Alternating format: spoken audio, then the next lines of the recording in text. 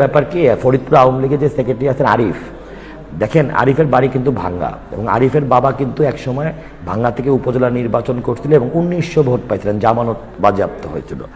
আর আপনারা জানেন যে ফরিদপুরে একটা অভিযান মাননীয় প্রধানমন্ত্রীর নির্দেশে হয়েছিল, এবং তৎকালীন টেন্ডারবাজ এবং আপনার যে সন্ত্রাসী বরকত রুবেল তাদের কিন্তু আইনের মাধ্যমে তাদের বিচার হওয়া হয়েছে। ঠিক বরকত রুবেলের মতন কিন্তু এখন ফরিদপুরের প্রত্যেকটা মানুষ জানে টেন্ডারবাজি, কাজ নেওয়া, চাঁদাবাজি সবই কিন্তু এই আরিফ আর আরিফের ভাই আসিফ। বরকত রুবেলের জায়গাটা আসিফ আর আরিফ নিয়ে নিয়েছেন।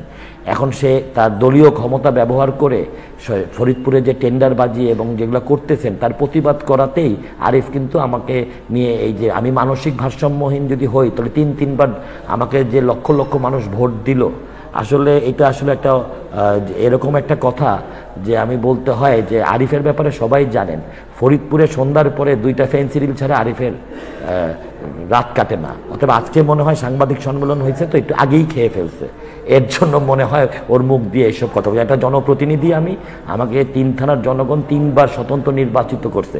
আমি যদি মানসিক ভারসাম্য না থাকে তাহলে ওনার আছেন, উনি যেটা নেশাগ্রস্ত লোক ফরিদপুরের, কে না জানে আরিফ যে একটা নেশাগ্রস্ত লোক।